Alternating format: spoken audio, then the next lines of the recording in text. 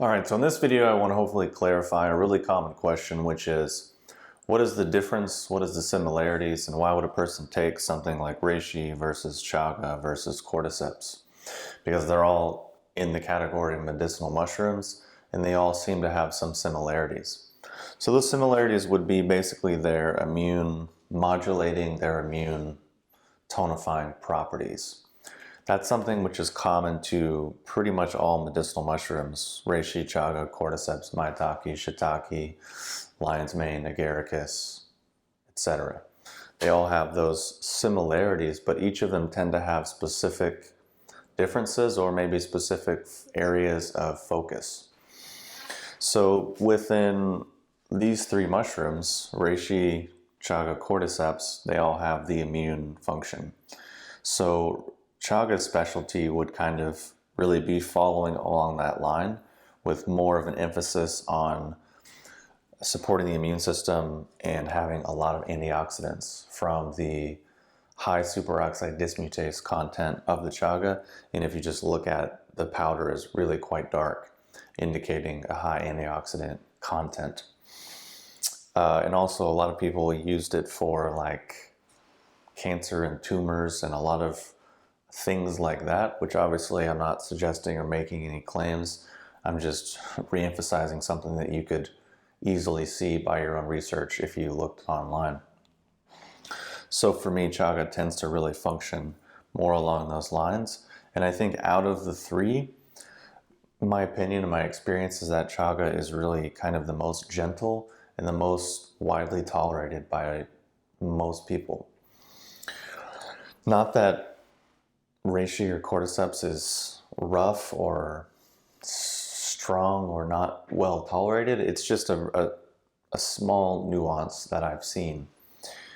And so following that, cordyceps would obviously also have these immune modulating, immune balancing properties, but it seems to have more of a specialty for supporting energy production and being geared towards like athletics or people that are more active, or perhaps people that just need to improve their cardiovascular or function of their lungs, their pulmonary, cardiopulmonary type of functions. And this is due to how cordyceps can really support ATP production, blood oxygen levels, things like this. I've had a lot of crazy stories from clients from using it. And obviously the most famous story surrounding cordyceps is all the controversy around a particular track team. And they just came on the scene, dominated, and then it turned out that they were using this herbal formula by which cordyceps was one of the main ingredients, just because of all of the athletic supporting effects and benefits that it had, in addition to supporting the immune system. Because if you're really supporting the immune system in this way, that really has pretty broad spectrum benefits across the whole spectrum of your body's functions, and also just how you feel. Because if your immune system is always kind of overactive, tend to probably feel a bit irritable. If it's underactive, you probably feel a bit depressed. These things are profoundly interconnected. So getting over to reishi, this would have more of an emphasis, in addition to the immune benefits, more of an emphasis on calming the heart or calming the shen, using Chinese medical terminology, and also supporting lung function, liver function, things like that. But typically people really take reishi and notice kind of a calming effect, a grounding effect, kind of an anti-stress sort of vibe from it, in addition to the immune supporting benefits. So it's just kind of more of its specialty. And if you even consider the history and all the mythology and lore, it's been kind of regarded and closely associated with things like meditation and other spiritual practices from Taoism.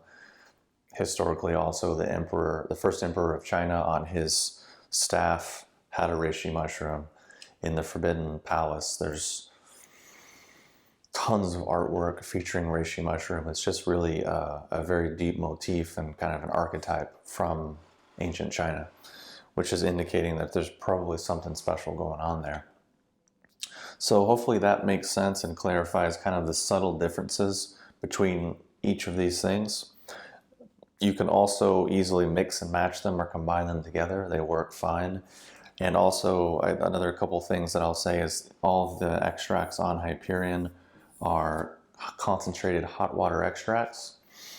And we're using a proprietary hot water process which pulls out the oil and water soluble constituents, so we don't need an extra step of alcohol, because basically we're able to pull what we need to pull from these mushrooms. They're all organically grown. The chaga is wild crafted from Siberia, and the reishi is grown in the mountains on hardwood, and it's allowed to go through its full growth cycle in a natural way. The cordyceps is done via a liquid fermentation process. So basically there's no caterpillars. It's a completely vegetarian product, and we're using basically a methodology that allows a pure extract. Because a lot of cordyceps on the market, you get mostly the growth medium. You get maybe 50% brown rice or 50% corn or oats or wood chips or whatever they're growing it on. You're getting about 40 to 50% of that growth medium in the actual end extract. So people might say, oh, this has got a high beta-glucan content. But the beta-glucans might be coming from the oats or the rice or whatever the medium is. It needs to be coming from the actual mushroom. So all of our extracts are pure extracts, no additives, nothing added, which is why you put them in hot water and it mixes. And I've done experiments with these and a lot of things, and I really enjoy the quality, and I think it's some of the best, which is why I sell it and why I've been selling it for almost over 10 years now. So hopefully that answers some questions. I guess also how you would take these is, for me, it's a quarter to half teaspoon, sometimes 1 teaspoon in hot water, mix it up, or add it to coffee or tea or any kind of blended beverage. And for me, I'm taking these on a regular basis and have for many years, and still continue to enjoy the benefits. So hopefully that makes sense and clears up some, I don't know, confusion or whatever around these herbs. So definitely check them out if you haven't already, and I'll talk to you soon.